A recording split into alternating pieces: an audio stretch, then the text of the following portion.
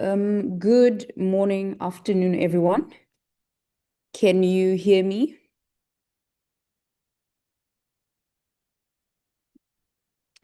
Can you please confirm if you're hearing me? Okay, great. I am seeing thumbs up. So that means you can hear me. Thank you very much, and most notably for your patience while we were still sorting out a little bit of the technical issues on the background. But I think we will proceed. So my name is Lorato Mudongo, and I am from the African Union CIEFFA, which is an acronym for the International Center for Girls and Women's Education in Africa. We are an African Union technical office that is mandated to champion girls and women's education in Africa. We look at education policies affecting girls and women across the education system, from early childhood education through primary school, lower and upper secondary, all the way to tertiary, and the pipeline where they now go into the employment and the global market. That is basically our role. We are under the Department of Education, Science, Technology, and Innovation of the African Union. And as I mentioned, my name is Lorato Mudongo, and I'm a research and gender officer here with the African Union CIEFFA. And we are based, our office is based in Burkina Faso, in Ouagadougou. So I just thought to give you that little contextual background before we get into our session. And I'd also like to apologize that we didn't have or canceled our session last week. It was due to conflicting schedules, but here we are now, and I hope that we're going to have a wonderful class. Our session today is gender equality in education. And I'm going to ask for the Impact Her team to please share the presentation so that we can start. I'm anticipating that it will take about an hour tops, including our interactive sessions. So this is going to be quite a participatory class where I would expect you to share in some experiences, some ideas using the chat box. And if you have any questions and answers in the middle of the presentation, please do not hesitate to use the Q&A, and we can attend to them as we continue. Impact Her colleagues, can you please share the presentation? Hi, Lorato. Hi, this is Beryl. You're supposed to share the presentation on your end, but Okay. we've shared it with the translators, so they'll be going through it as they translate as well. All right, perfect. Thank you so much, Beryl. All right.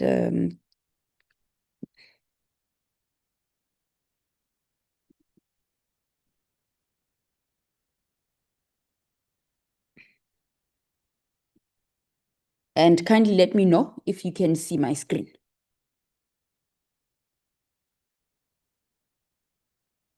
Somebody can, great. I see the thumbs up. Thank you very much. So our title is Gender Stereotypes and Inequalities in Education. We all know in the continent that education is one of the tools that we advocate for to be used to empower the lives of people, and for them to be able to have agency on their socioeconomic, cultural, and political well-being and livelihood. Education is that tool which attempts to give a chance, right?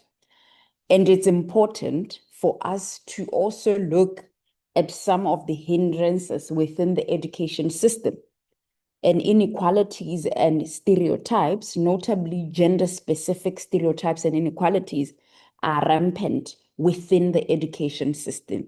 And that is the purpose of my presentation today. This is the outline. Firstly, I'm going to talk very briefly about our guiding policies and frameworks as the guiding policies and frameworks as the African Union.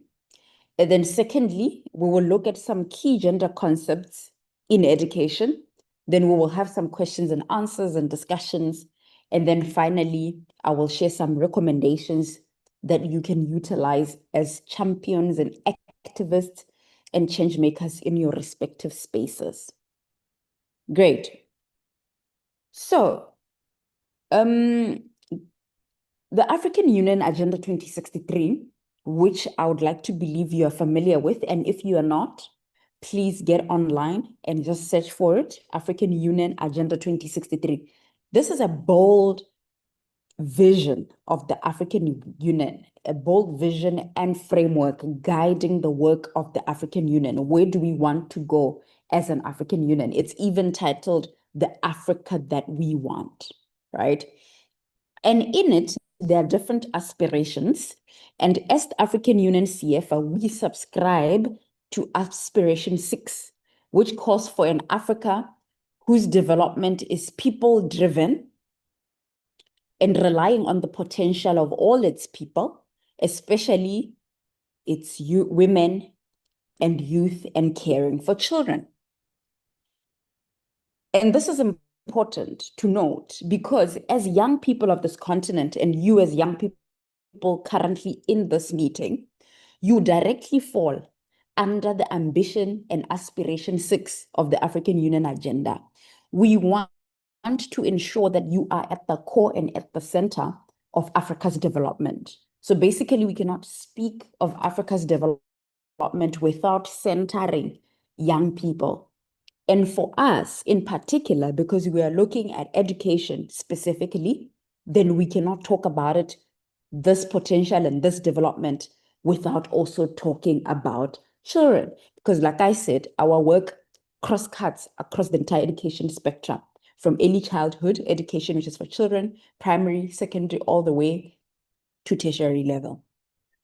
We are also guided by the Continental Strategy for Education in Africa, which is commonly and popularly known as the CIEFFA. You can also Google it, or we can share these resources with the Impact Her team to share with yourselves. There has been CIEFFA 16 to 25, if I'm not mistaken, and it has elapsed, and there's been a rigorous stakeholder engagement process where there was a development of a new continental strategy for education. It's very new. It's going to be running from 2025 to 2030. And you should also look at that guiding framework so that you can see how to harness and also support this strategy, this ambitious strategy that is done for education in Africa. The CIEFFA strives to set up a qualitative systematic training to provide the African continent with efficient human resources adapted to Africa, therefore capable of achieving the vision and the ambitions of the African Union. And as a supporting document, we have the Gender Equality for CIEFFA, which is the just for CIEFFA, as a guidance tool to ensure that we integrate gender dimensions and perspectives to the CIEFFA, right? Because it's not enough to just have a strategy without also thinking about emboldening and mainstreaming and integrating gender insights within those strategies. We're also guided by the United Nations Sustainable Development Goals, particularly Goal 4, which speaks to inclusive and equitable education and promotion of lifelong learning opportunities for all. And I think, as most of you would know, the United Nations Sustainable Development Goal 5, which speaks to gender equality of all women and girls. We also have the Solemn Declaration on Gender Equality in Africa, which was signed in 2004, and most member states are signatories. And we have the 2003 protocol to the African Charter on Human People's Rights, which is popularly and colloquially known as the Maputo Protocol, which is basically a legal framework to ensure civil and political and cultural and environmental rights for all African women. And education is emboldened in the Maputo Protocol as a way of ensuring that women participate economically, civilly, politically, and culturally. And it's a very interesting resource for all of you to actually take note of. And most member states are signatory of this protocol, with some implementing and some obviously lagging behind in terms of the implementation. And for us to realize this commitments that I speak of, because these are frameworks, right? They are policies, they're frameworks, they are guiding frameworks, but they're also political commitments, because member states sign that they are in agreement with what those frameworks are speaking to, right? So in order for us to realize those political commitments, we require, or it is required, that we tackle some of the obstacles that ensure that those commitments do not come to pass. I'm going to give an example. If in all of these declarations and policies and instruments, international and continental instruments, we are agreeing as member states in Africa that we are educating girls, right? That's an agreement, it's a commitment. But then the issue is, what is stopping us from achieving that commitment? And we are seeing through member states, various member states, that access to education is minimal, particularly at secondary level. But it's not just access, it's also retention in the education system. Children can go to primary school, but are they able to be retained in the education system? And then are they able to complete? So it's a three-way process. There's the access, you go to school. There's the retention, you remain in school. And then there's the completion, you complete the cycle of schooling. And the completion, it's not enough to complete at primary school. We need to see children completing the entire life cycle so that they are deposited into the pipeline of the market, which is where now the harnessing of Africa's potential and development then comes from, right? So if you are entrepreneurs, or you are activists, or you are change makers, or young leaders in your community, we need education to harness your potential in order for the community, your country, and the continent to reap the benefit of educating you. I'm going to stop here and just briefly look at the chat, just in case there's something that has been raised. And just give me a second, colleagues. Okay, great. I am seeing that there's no specific questions at this moment, so we can continue. Great. So, in the education system, as I said, our topic is gender inequalities and stereotypes. There are different themes or different terminologies that are often thrown around. There's gender, there's sex, gender integration, gender sensitivity, gender transformative, gender equality, gender equity, gender stereotypes, gender bias, etc., etc. And sometimes we assume that people understand the difference between all of these concepts, right? But you find that that's not necessarily the case. We have had many examples where, as AU-CIEFFA, like I said, we are championing girls and women's education. We engage member states through their different ministries of education and ministries of gender. We get there, and we are talking to experts, well, in quotation marks, experts, or we are talking to resource persons, or we are talking to people working in the field, and they don't have an understanding. Or we are talking to teachers even, and they don't have an understanding of what the difference between sex and gender is. It is conflated most of the time, and it makes the championing and the activism work around this quite difficult because we conflate the two issues. I can see.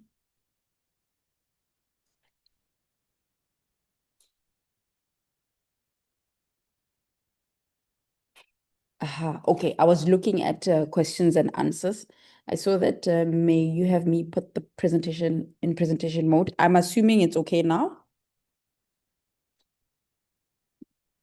Great, thank you.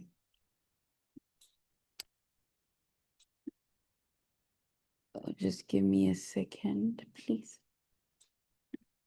Great.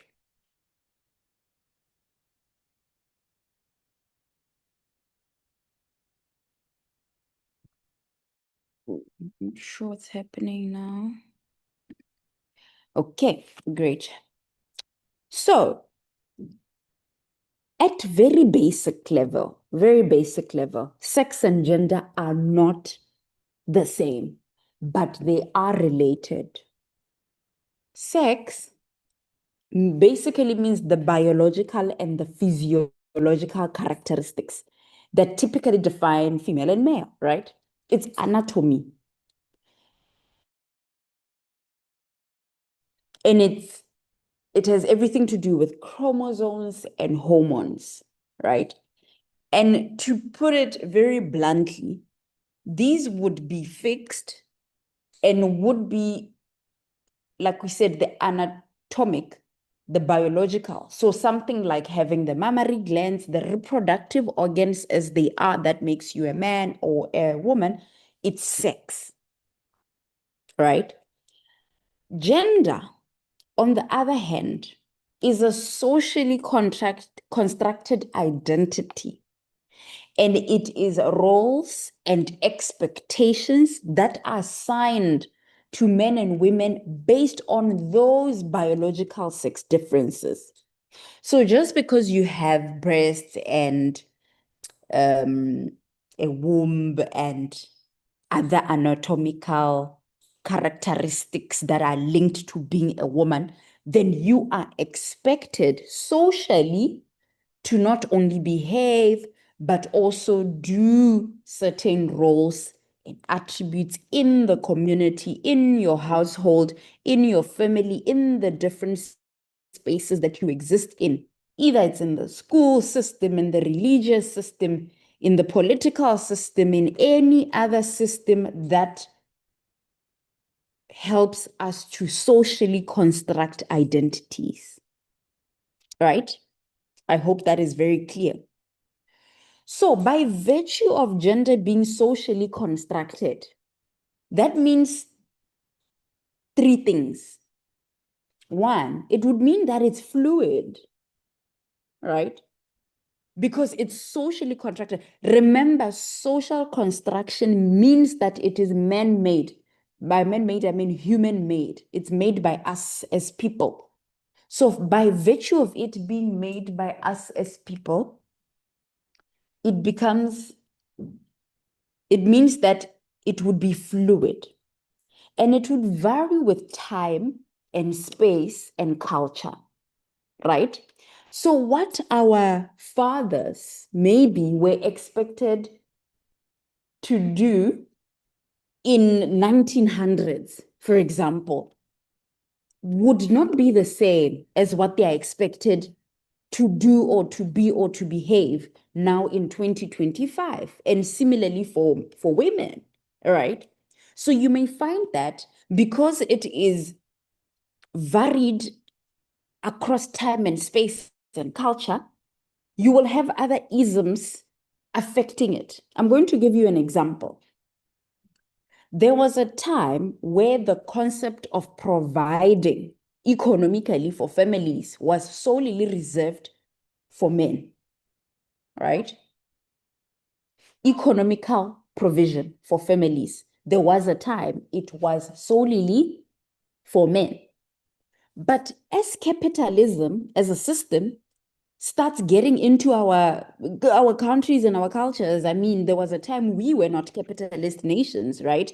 We were socialists and other forms of community organizing.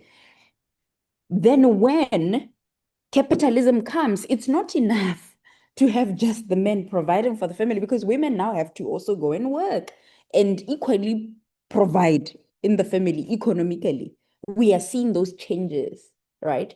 We were seeing a time when fathers, for example, wouldn't exhibit, in quotation marks, a softness where they are maybe playing with their children or doing this with their children. But we are seeing all of that change because we understand that you can still play with your children while you are masculine. But there was a time, maybe when in certain cultures, that was not the case.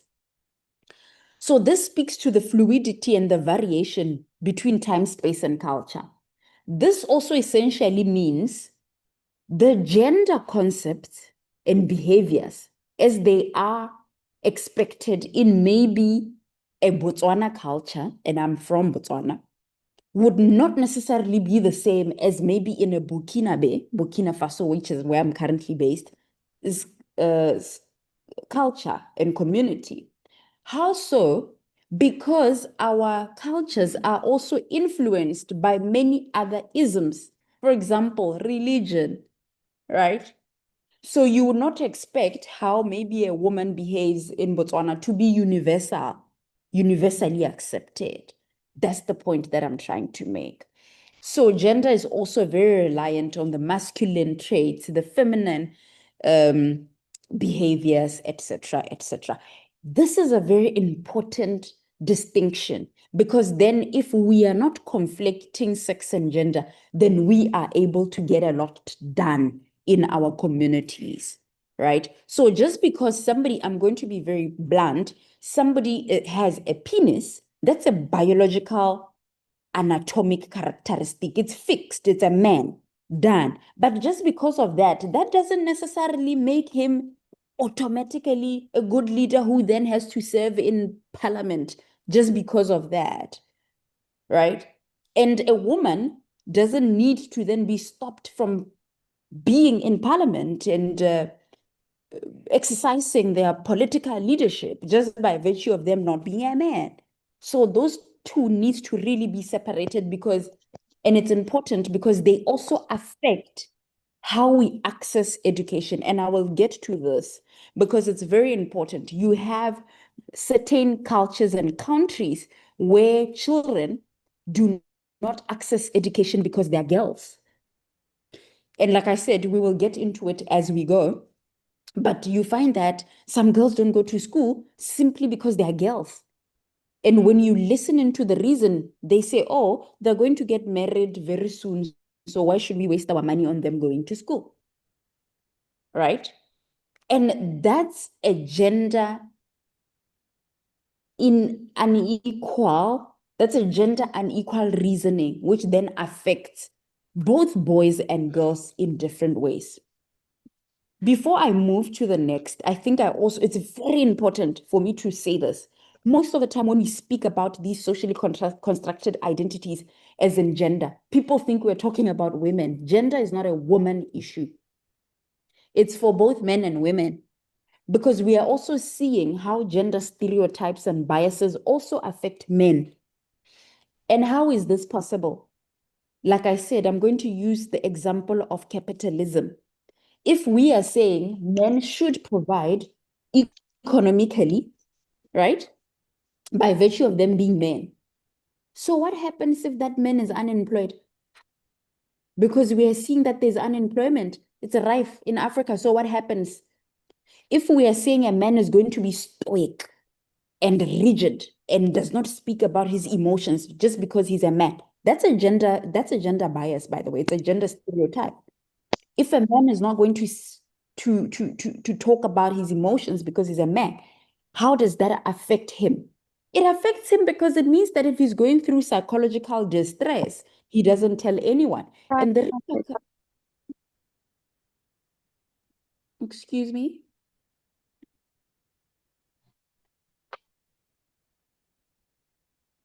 Okay, I thought somebody's talking. And the repercussion is that we see high suicide rates amongst men. It's a direct consequence of socially constructed identities, right? Right. I'm going to be here so that I can see some of the questions and then we will continue. Ooh, I don't speak French, so I'm going to ask maybe one of my colleagues to look at these and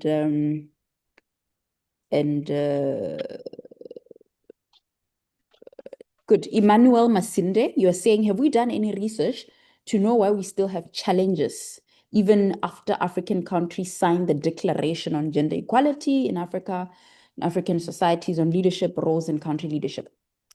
Emmanuel, yes, there's been some studies done with the African Union, the Directorate for Women, Gender and Youth. They have some studies that are done. We also have some studies that are done by the Political Affairs Department looking at African women in leadership. But we also have some country-specific data that looks at why this continues happening, right? And you find that it's mostly the gender biases, gender stereotypes, the culture as we speak of it, because it's not enough to just sign the declaration. In terms of implementation, you can have signed, but if the implementation, which relies on the psyche of the people, is not in alignment with that signing and signature, that means then the implementation is going to be flawed. So does the gender concept... A questão do gênero. Does the gender concept include those who identify themselves differently? Yes, it does. It does because remember I said gender is social construction. So it means that it's done by people, it's done by the society. The society is the right word to use. For you, it doesn't matter whether you self-identify or, because also now we're talking identity, is now who gives us this identity? Do we give it to ourselves? Are we given it? And a majority of us are given the identity, right? You are not born and then you decide, okay, I'm going to do this. You find that it's a well-curated system. Like I said, it cuts across the entire system and it utilizes different vehicles to what's the word? To concretize the identification, right? In terms of politics of identity. So it could be through religion, through media, through families, through so many avenues. But even if you identify very differently, the gender concept will somehow limit you in terms of what it expects you and how it expects you to be. Uma construção social. Somebody, Timachu, you said you don't understand clearly what is the difference between gender and sex. Timachu, sex is the biology, what you are born with, the physicality. It's anatomy, it's biology. And gender is the social constructions, right? The behaviors that falamos é algo biológico, enquanto que o gênero é social. I am hearing the translator. Please, so I'm not sure if I'm supposed to. And then Salma, you are asking that the presenter turns on her video so that we can see her. Yes, you will see me, Salma, at the end of the presentation. And is there a country in Africa that doesn't support girls' education? There are many countries, and I don't know how to adequately answer this. Constitutionally, right? And with all these frameworks and principles, countries in Africa say that they want to educate all children, all children. But the data that we have, the statistics that we have, show us that girls don't complete education, particularly at secondary level. And it's mainly because of early pregnancies, teenage pregnancies, early marriages and forced marriages, and sometimes poverty and economic issues. So that means that if we are having children who are not retained in the system and who don't complete in the entire education spectrum, it basically then means that the support is inadequate. And there are a lot of those African countries. I will try before the end of this to show you a basic graph where you will see about the rate of out-of-school children in Africa. All right. Why is religion called in one of the social evils? Brooke, I never said religion is a social evil. I said religion is a mechanism and a tool for socialization. Through religion, we learn behaviors that are expected. We learn attributes, and we learn on how to be in our society. That's not an evil. It's just a social construction. It's not just religion, it's education, it's media, it's a political system, it's the economic system, it's many ways. How do you learn how to be Brooke? The behaviors you as Brooke are exhibiting, where do you learn them from? So religion is one of the ways in which you learn how to be a human being in your society. I hope that's clear. Great. Why is the boy child ignored by society? Why are there no NGOs that support boy children? You are right. There is few NGOs and civil societies that support boy children. You are very right. And that's why just now I said gender is not a woman's issue. It's also a man's issue because boys are also affected by the gender and social construction. And I used an example of how we see many young boys, and older men suffering psychologically because they are taught that they should not speak about emotions. So they end up dying inside. And that's why suicide rates are high for men than they are for women. That's a gender issue. If we allowed boys to speak about their emotions, we can tackle their mental health issues. We are seeing drug addiction being high with the boys because they are not expected to talk about their emotions. You're supposed to be hard and difficult, right? That's what we are seeing. And anonymous attendee, we need people like you to be the ones advocating for the boy child, other people in your community to talk about it. You are the change and you can make it. Ernest, you're asking, how can we move beyond policies to actually change cultural norms that fuel gender inequalities, especially in rural Africa? Once again, Ernest, I think it goes with community building. The reason why we get educated in our different spheres, the reason why you as Ernest Mary, you are here learning about this is also so that you can make a difference in your community. It can start with you. You can look for support and you can now challenge some of the cultural norms. You can look at the key players in your community, engage them, and then you can come up with programs that can challenge gender inequalities, particularly in the rural areas. You can partner with religious and traditional leaders. The chiefs can partner with teachers, can partner with schools. You can partner with the nurses, the public health system, and just create an ecosystem where you can challenge these things and change cultural norms. And remember, it is not immediate and instantaneous. It's something that takes years and years because it's a cultural norm. So it's deeply embedded in our psyches as people, in our psychology. So it will take years to undo it. Thank you. I am going to move.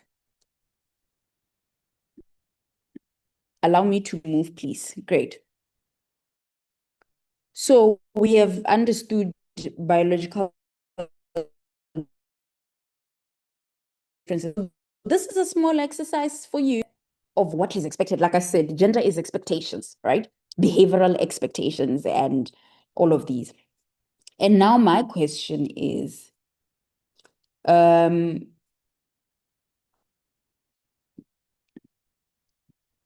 just navigating this, sorry. Great. So this is a little exercise that we can do. I want us, I hope you can still see my screen. Aha. You can see my screen, right? So I'm going to call out a word and you are going to tell me without thinking too hard the persons that it is associated with between men and women. Generally, let's say you don't know anything about these issues of gender and sex and anything like that. You are just sitting at home there in maybe rural Africa or whatever. And then I talk about a behavior and you tell me who you associate it with generally. I'm going to start. When you hear logical, what do you think of? Men or women? You can quickly just type it. Men. Okay. I'm getting a lot of men. Catherine is saying both, but a lot of you are saying men. Absolutely. Logical, men. Right? I think I too would have said men. When you hear the word practical, who do you think of? Practical.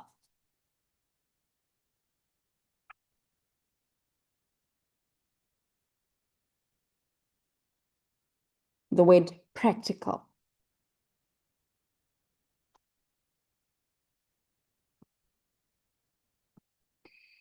You can type your, I'm seeing women, men, women, men, women. Okay. Both. Okay. And this is interesting. I want practical. I want to pause here very quickly. And I'm seeing both women, men. And we go now to what we said about gender behaviors, that they are also culturally fluid, as in they move from one culture to another. So what is practical in one culture is not necessarily what is practical in another. So you may see that's what making people think, okay, practical, what does that mean? Because you also have to think what it means. So you are seeing women are more practical, men are more practical, women are more practical. Great. When you hear the word sweet, what do you think of? Sweet.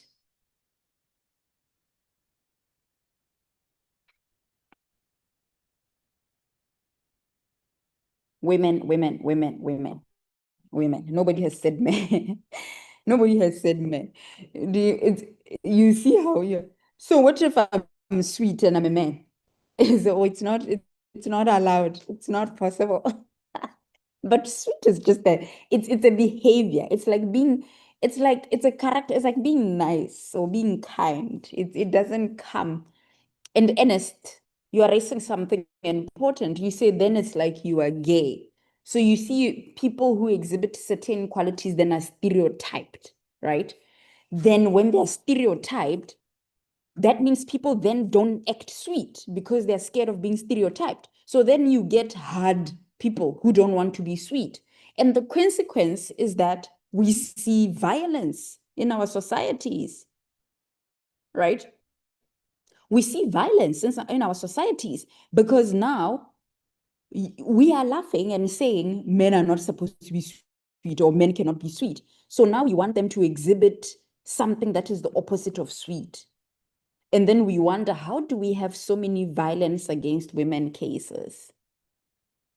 Where's your face? My face is, yeah. I will show my face at the end of the course. Hind Mustafa, it all depends on culture. Exactly. 110% agree with you. Let's do another word. Let's take confident. Confident. When you hear confident, who do you think of? Men, both, women. Okay. Men. A lot of you are saying men. Absolutely. Absolutely. Let's let's go to compassionate. Compassionate. Women. Great. Let's go to gossipy. Gossipy.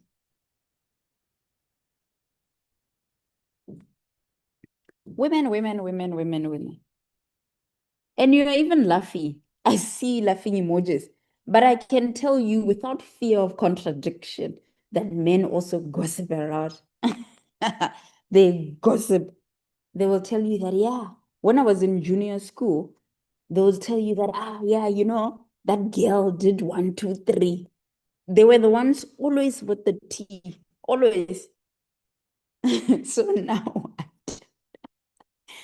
somebody says in recent times, men are leading in gossiping business nowadays.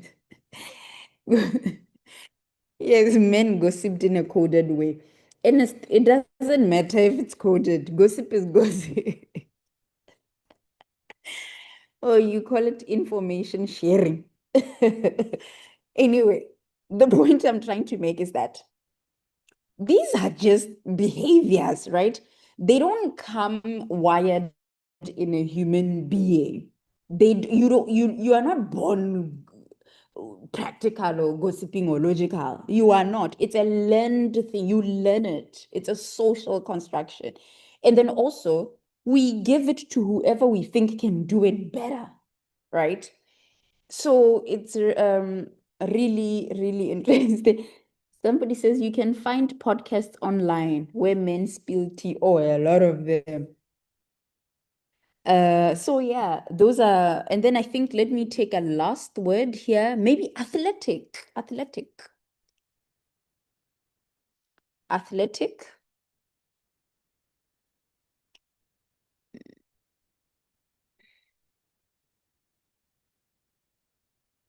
Athletic. I'm not seeing any. Okay. But we will continue. The purpose of this exercise was to really show you that these things are just human behaviors, right? That are learned most of the time. It is not, you don't, and who we attach it to. It's just a matter of a gender stereotype where maybe in our societies, you are taught that men are confident. So you automatically expect confidence in a man, right? And then when a woman is confident, we don't label it as confidence. We label it as maybe as arrogance, right? And maybe when there's another, logical. Earlier, somebody said logical is men, right? And it's a behavioral expression that is expected of men. So that's why even people say, okay, we are voting for men in parliament because they are more logical. But are they really more logical? And then you hear that women are more emotional. And then you look, you're like, but all the wars in the world, it's definitely because somebody was emotional. Somebody thought that this one is not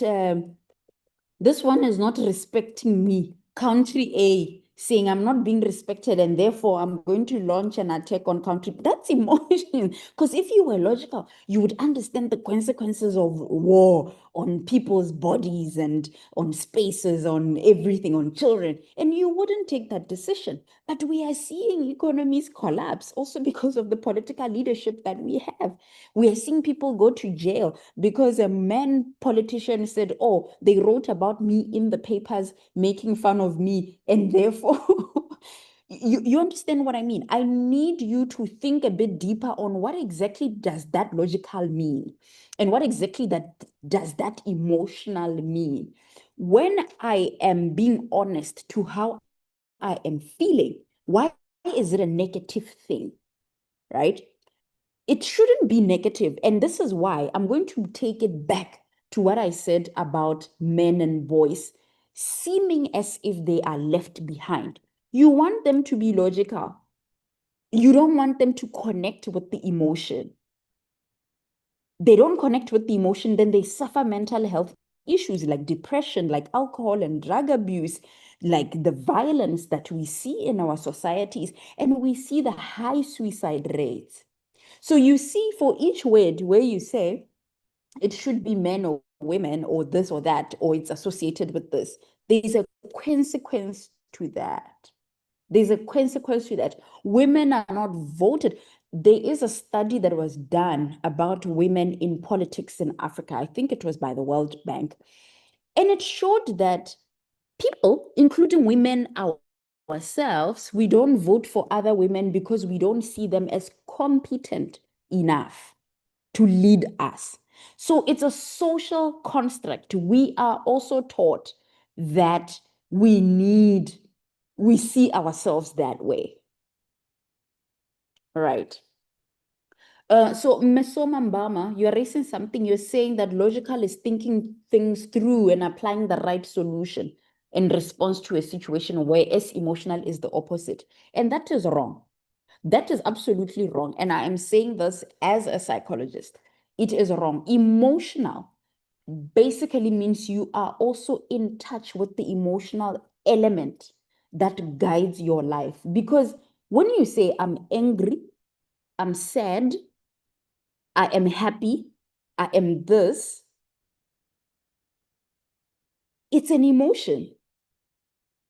It's an emotion. So just because a decision is devoid of that, it doesn't mean that it's the right emotion.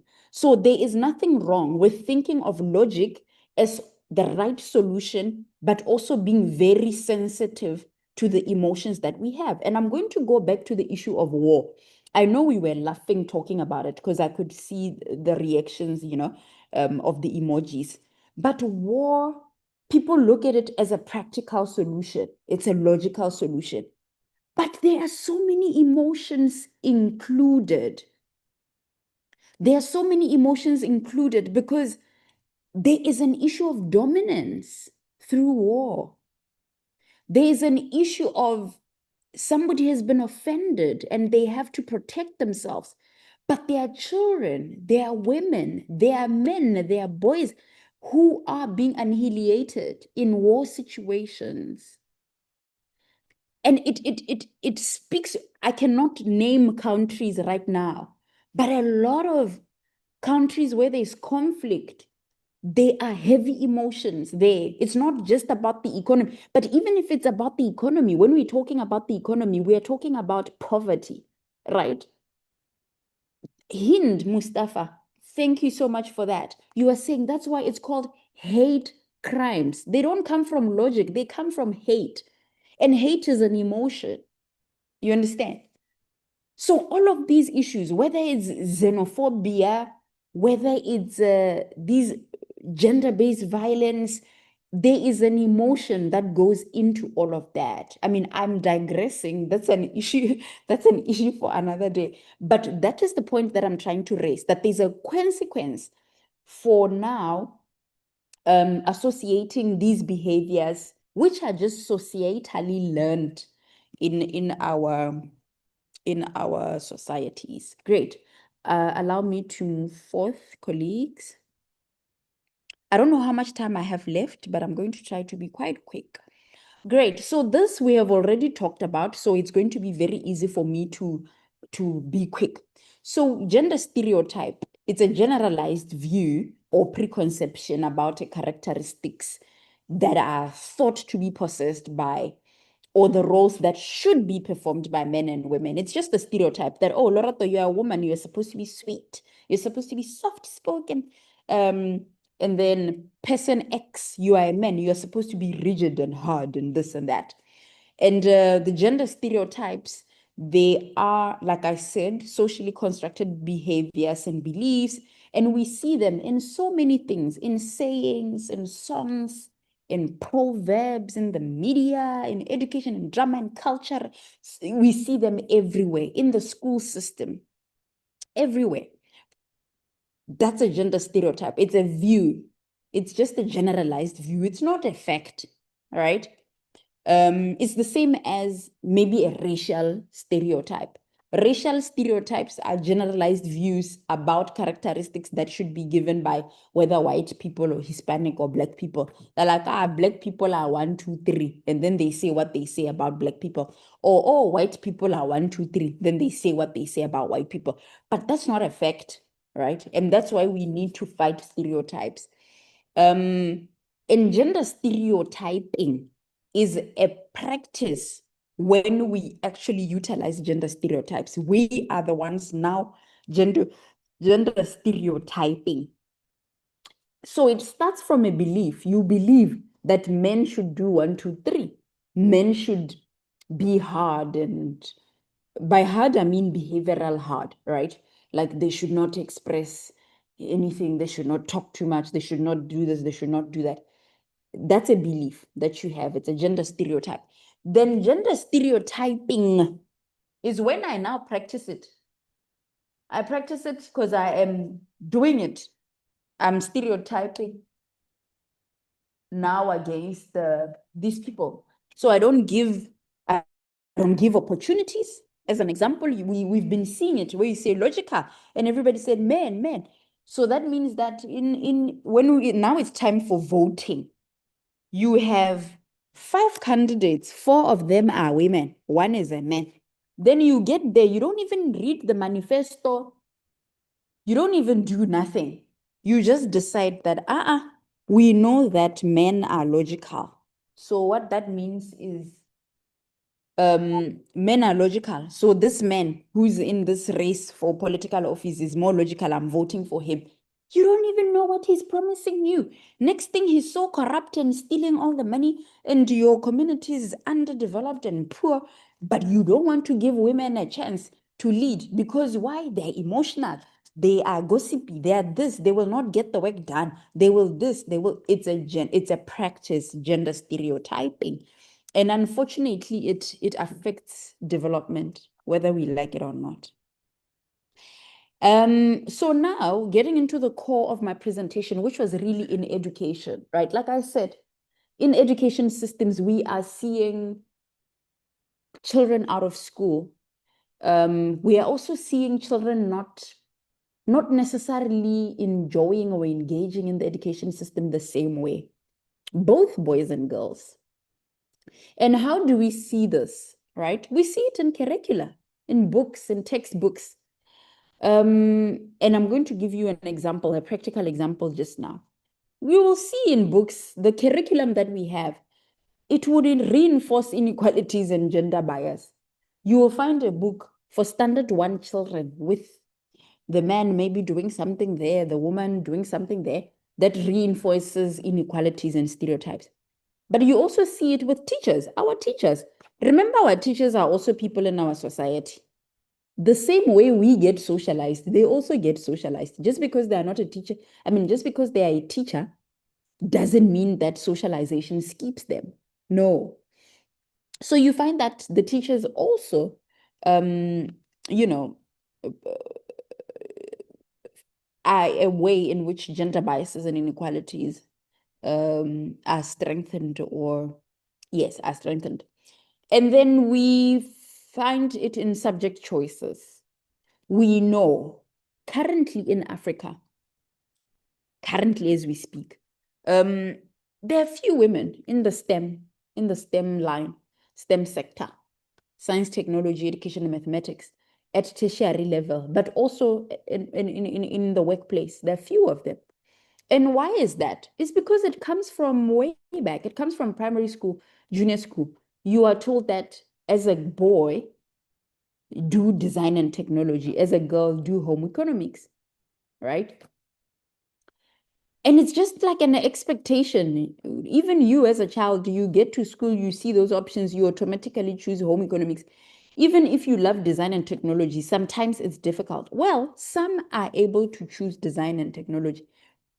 And then you find that the inverse is true. There are boys who just want to do home economics, but they don't, because everybody like, you can't be a boy and you're doing home economics. Why are you doing home economics? And people start laughing. Your fellow students, the teachers. But what if a boy is genuinely interested in home economics? What's the problem with that, right?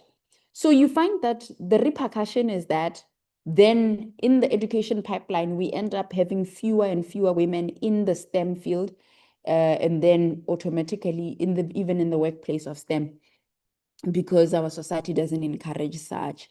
And then you also see it in extracurricular activities and choices, where the type of play that children are expected to choose, but also their actual play. You know, play is a critical form of educational development.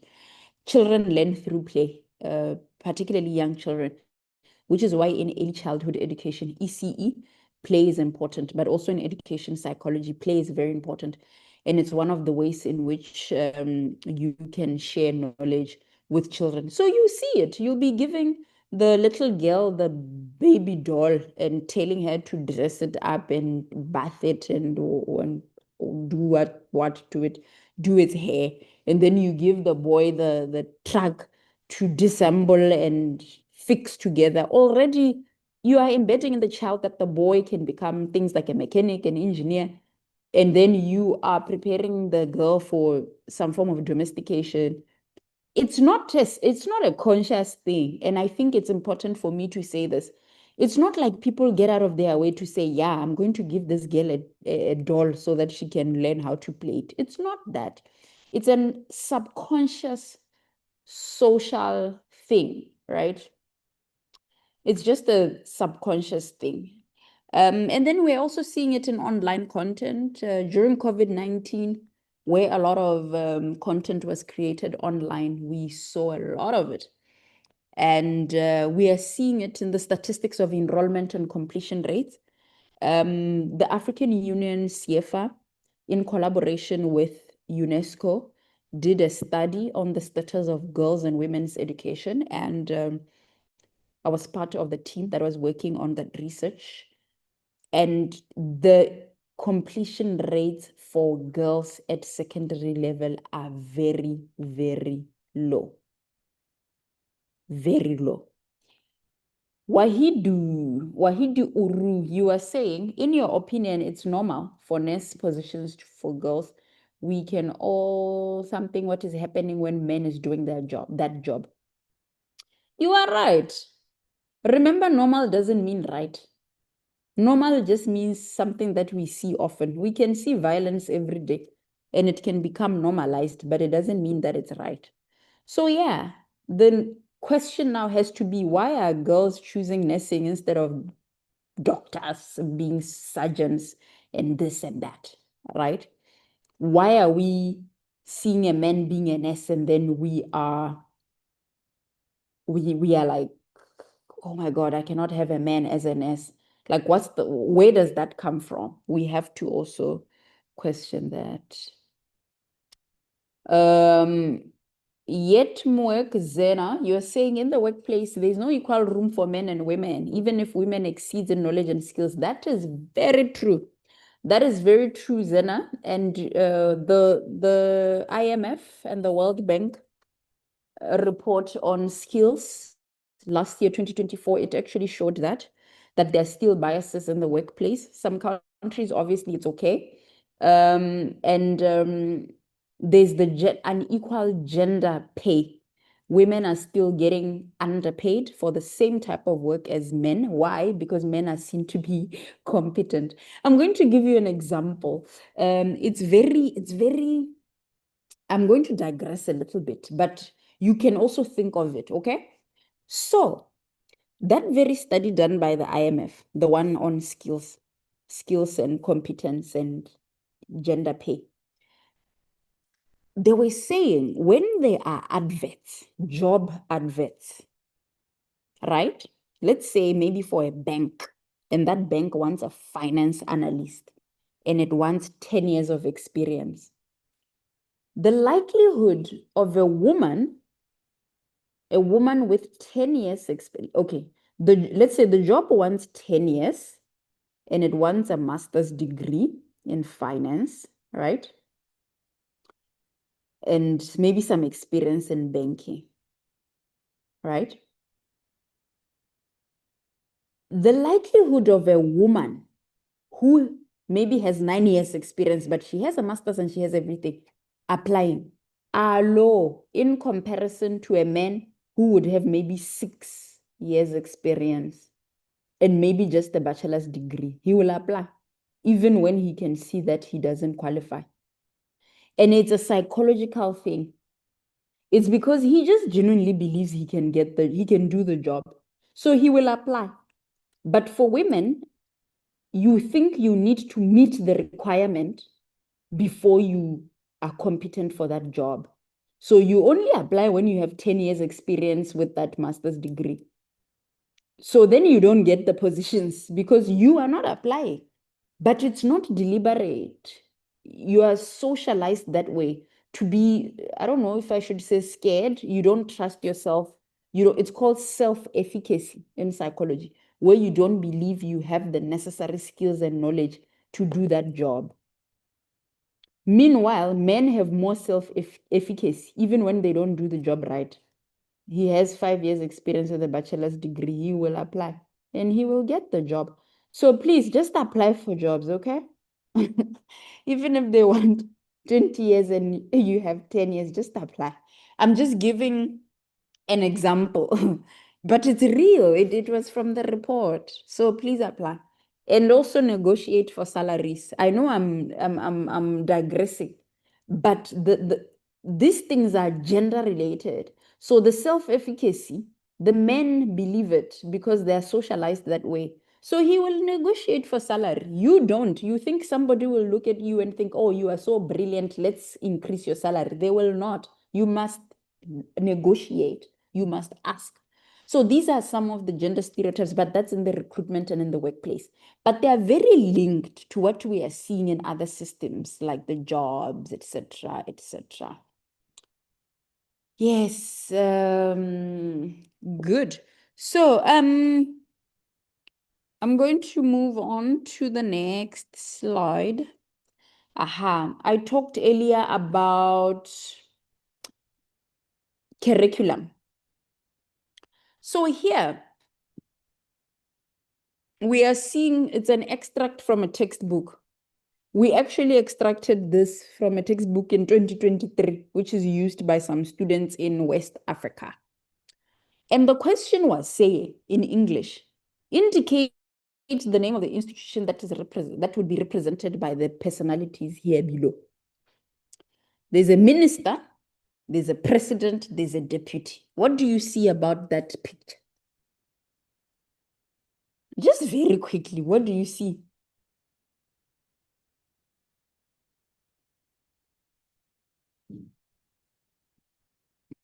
They are all men. You are right. Wait. Sorry. They are all men here. So you are showing this to a child who's 10 years old. What is the consequence of this? If I'm a girl, it's me, Lorato, I'm 10 years old, and I don't know anything about these gender concepts, this psychology, this policy, African Union. I know nothing. I'm just a 10-year-old girl. And I'm seeing this. Do you think I would have interest in being a minister or a president or a deputy minister?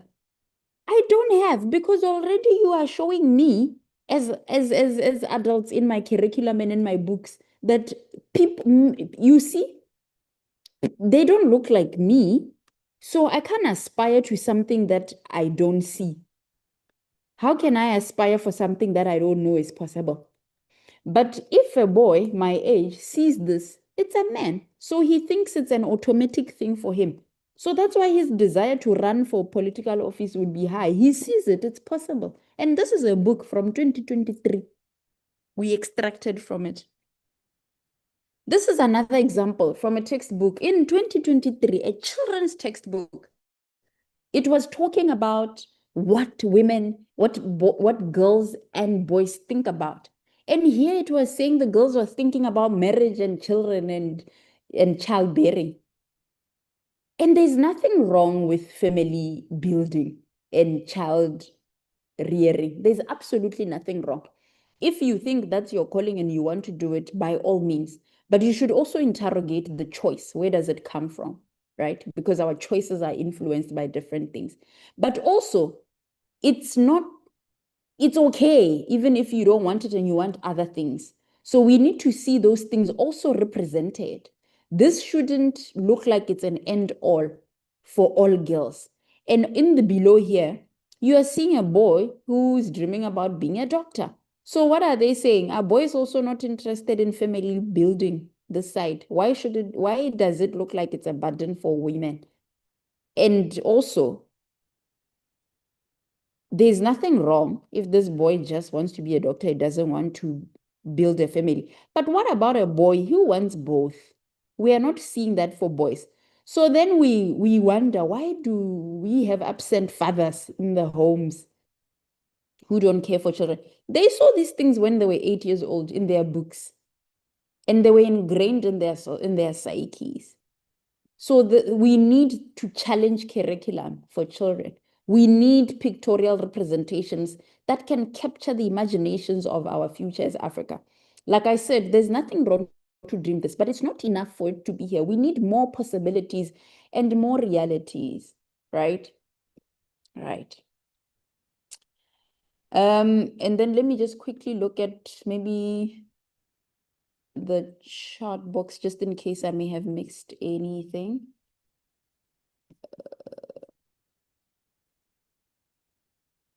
Great, okay.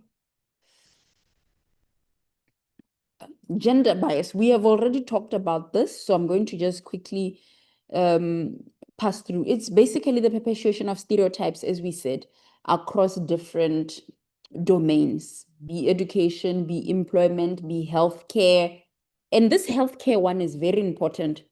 In my culture, for example, men don't love going to the hospital.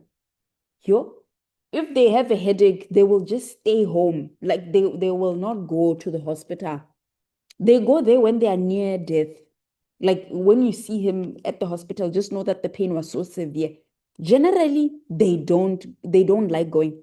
And the reason why they don't is because they associate taking pain to the clinic as something that is less manly. And then women are the ones who, when you're feeling some kind of pain, you rush to the clinic or the hospital. But there's a consequence to this. There's a consequence to this, and it's documented that then you have these premature deaths of men who then generally normalize going to clinics, dying when they could have been saved, right? But the other side, downside of it again, is that you have the entire healthcare system that is not necessarily, it doesn't fully cater for women in terms of their pain. I know this is an emerging topic and I digress, but the issue of reproductive health, where some women have things like endometriosis and other fibroids and cysts, where when they take them to the clinic, they're told that, oh no, it's just period pains, be strong, go home. Meanwhile, they're suffering from something big. It's just a gender stereotype that, oh no, you can take it, go home. You're supposed to feel these. Meanwhile, it's something bigger. So we need to consistently and constantly challenge all the domains we live in, the social interactions that leads to disparities in opportunities, in outcomes, be it education outcomes or health outcomes or political outcomes or economic health outcomes. We have talked about the gender pay gap, so that is fine. We can move. Right. So I'm just going to quickly go through some of the key issues that we are seeing as the African Union CIEFFA affecting girls and women's education. We generally are just seeing we have stratified them into 4 domains. the sociocultural, the economic, the political and political environment, as well as the psychological. So socioculturally, we are seeing there's so many cases, Lee. There's so many cases of sexual and gender-based violence against children. We saw that during COVID-19, when there was social distancing and lockdowns, children were violated even in the homes, which tells you that sexual violations and gender-based violence also happen in the home, and the home is not necessarily a safe space for children. People think of the stranger danger, that danger comes from strangers, but most of the times it actually comes right in the family setup. And because of our cultural and social inclinations, we sometimes sweep this under the rug. But we have cases of forced and early marriages where children as young as 12 years old get married and they drop out of school. And we have unsafe schools and learning environments where in times of conflict and war, schools are used for that purposes, and they're not safe for children. And we're also nowadays seeing school-related bullying and harassment, and it has also migrated to the digital spaces where children are bullying each other, the mental health is deteriorating. In terms of the economy and the health, we're seeing poverty, intensified digital gaps, we are seeing digital illiteracy. We are lucky, and I am seeing here that there is about 652 of us online. We are lucky because we have access to this resource, we have access to the internet, and we can have such conversations, we can have such classes. But many other young people in the continent don't have access to internet because it's not only the issue of accessibility, it's also the issue of affordability, particularly in the current climate, economic climate where people are unemployed. We're also seeing lack of resources, right? And inaccessibility to information regarding career options on STEM. Some people don't know when you are talking that there's an aerocraft mechanism, as a career path. People don't know about that. You're only just thinking teacher, nurse, policeman, soldier, and that's it, right? But there is information out there. And it's our duty, all 659 of us here, to ensure that we make the change by sharing this information with others in our communities, in our societies, in our villages. We're also seeing poor menstrual hygiene and lack of wash facilities. Some students miss schools during their menstrual cycle because they do not afford to have sanitary towels. There's no water, access to water and sanitation and hygiene, right? Which is why we must make these drives in schools to donate. We can also make a case to remove taxes on sanitary towels so that they're not as expensive and girls can access them. Seeing limited access to education and educational resources, poor learning resources, books, classrooms, libraries, technology, there's nothing, right? SRH issues. And then under the political and the environmental, there's food insecurity. Some is caused by conflict and war and armed conflict. For example, in the Sahel region, there's been conflict and it has caused displacements and forced migration, both internal and external displacements. Children cannot go to school if they're displaced. And we see natural disasters. About 3 years ago, there were floods, I think, in Morocco. It affected children going to school. There was also floods in Mozambique, the El Nino. It affected children going to schools. But we also see public health emergencies. For example, COVID-19 was such a big example, disrupted the education system, where over 152 million children were out of school at one time. And then psychologically, we are seeing trauma on students caused by exposure to abuse, those early pregnancies, drugs and substance abuse. There's no psychological support for teachers and students. All these affect the education system in Africa. And it's our duty to push forward to ensure that we assist the education system, administrators and the teachers or the head teachers, but it's also our duty.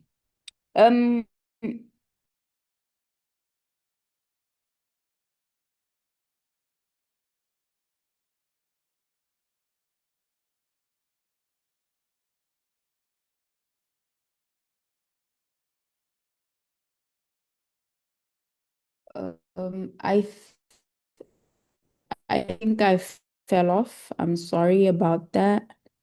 Great. I hope you can see my screen. Yeah, so it's not enough to just talk about gender without noting that it intersects with other inequalities, racial inequality, ethnic, class, issues like that, right? So I will give an example. Hello, Loretta. In as much as I am Loretta. Hello. Yes. Yeah, Can you please, hear we me? can't see your screen. Hello? Yes, we can see your screen. You can? You can see it? No. Can you see it, Emmanuel? Yes, Okay, yes, I let me can. stop sharing and let me try again. Do you see it? Yes, it's fine now. Great. It's important to talk about intersectionality because it really helps us in our community building. I will give you an example. Intersectionality is just a very simple phenomena, but it helps you to understand your privilege. It basically means that you are moving across different spaces and you occupy different power at different levels in those spaces. I will give an example using myself as Lorato. Gender affects me, right, in some of the ways that we talked about. But it doesn't affect me the way, or rather, let me not say it doesn't affect, let me say my plight or my burden is not the same as the burden maybe of a white woman in Europe. We are not necessarily fighting the same issues, although we are both women, right? Similarly, I don't have the same burden as my cousin who dropped out in standard 7, or rather, my cousin who does not have a university degree, who stays in the village with no access to electricity and internet, and maybe who doesn't have money and she's unemployed. We are both women, but the burden on our lives is not the same. In terms of class, as a postgraduate holder, I am valued and seen better in the social class strata more than she would if she doesn't have a degree, right?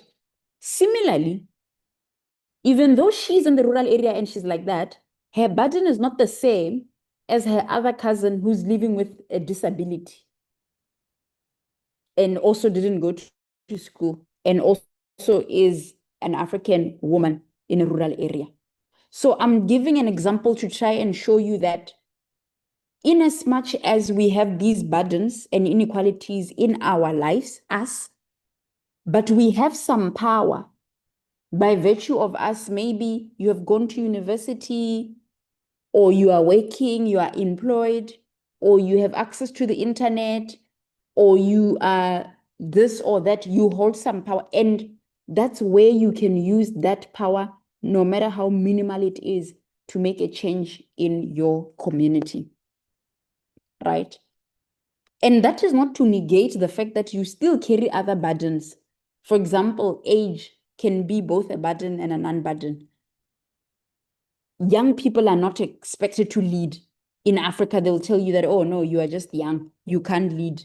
That's why there was that hashtag, not too young to run. I don't remember if it was from Nigeria or what, where it was for young people who wanted to run for political office. Ageism affects young people from running for political office, right?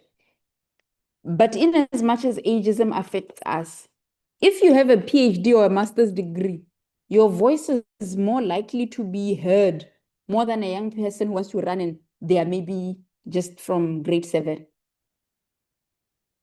So that's also what we mean by intersectionality. I just thought is to share that very important thing, because as community builders, that's very important. This is just an illustration. I think many of you may have seen it, that there's a difference between equality and equity, and we should strive for equity, right? Because equality just assumes that we all need, we are like, gender equality, give women the same type of opportunities, right? But remember the intersecting issues here, where it's not just gender, it's not just because you're a woman. There are also other things. There's the age. Obviously, a woman who wants to run for political office and she's 23, she has more burden than maybe a woman who's 50 and wants to run for political office. Both of them are seen as women, but the other one is seen as more inexperienced and people will not even listen to her. That other one, maybe the age can speak to her. So when you say, I give them the opportunities, you are striving for equality. You have given them the same stool, but you remember that they're not in the same playing field. So this tiny little one, this is the one maybe living with disability in the rural area, cannot speak English, doesn't have access to internet, then you give them they're still not going to see anything. This one will see, but it's a little bit, and you can see that they're struggling. This one in the red t-shirt, they're even holding that fence. Oh, they're trying to peep, right? But equity is not about competing. It's not about saying, oh, we are giving everybody equal rights. It's saying, how best can we harness potential and optimize economic liberation, sociocultural liberation, political liberation, so that everybody can enjoy watching this nice game of softball. You take nothing from the man in the blue shirt when you give this tiny boy those two things. You take absolutely nothing. He still watches the game the way he would have watched it. And I think it's important that sometimes when you talk about these issues, people think, oh, you are taking from these ones to give to these ones. No, we are saying, let's make the viewing space favorable for everyone. You are not saying equal, because I saw a comment earlier. Somebody was saying, can men and women be equal? It's not about that. It's not necessarily about being same. We're not the same. We have differences, and that's fine. But we are saying we should still be able to exercise our fullness, to dignity, to rights, to development, to social justice, to being. Great. This is the second last slide and we are done. How do we approach gender in education? We need to be gender responsive, where we pay attention to different roles and responsibilities of women and girls and men and boys, and present in specific social, cultural, economic, and political contexts.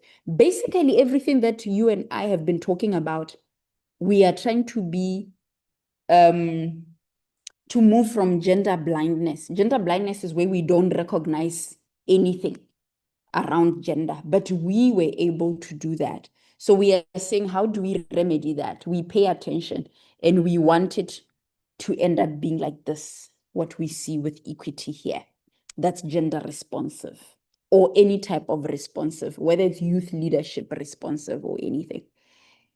So your role and your call to action, and this is the last slide, is that you can consciously address gender stereotypes, whether they're in the curriculum, they're in day-to-day human interactions, they're in languages, people around you, you can, when they make these stereotypes, you can like nudge them to also say, by the way, you can teach others.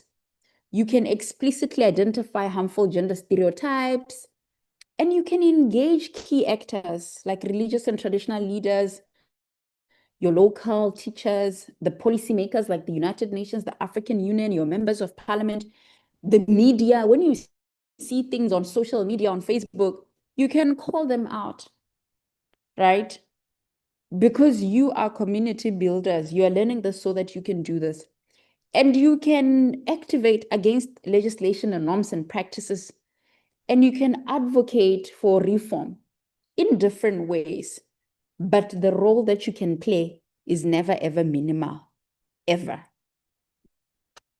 So that is the end of my presentation. I'm just going to quickly go through the chat box to just see if there's anything I may have missed. Should I share with us the PPT? I definitely will share the PPT. Yes, I definitely will share, and I will, let me see if there are any questions before we leave.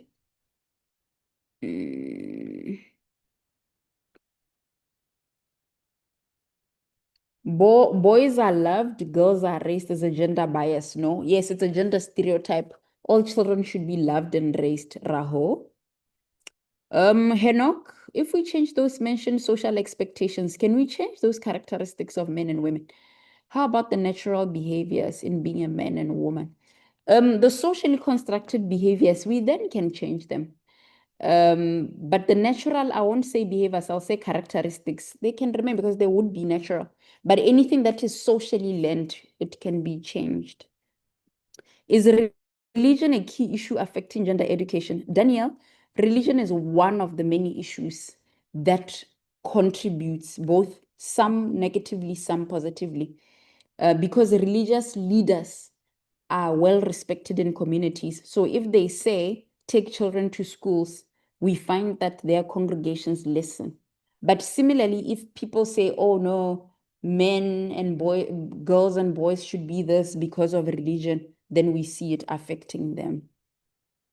Is there any chance of completely eradicating the gap for the future? Brooke, there is a big chance, yes, with people like you, with people like Salma, with people like everybody here.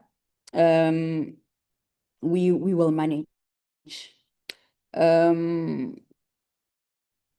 Thank you very much. Can we have your LinkedIn? Okay, my LinkedIn is, I will just write my name here on the chat box. Where is the chat box?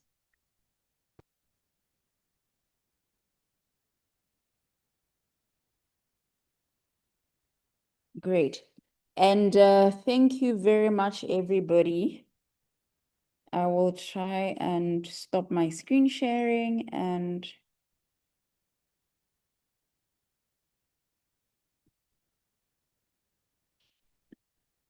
stop share.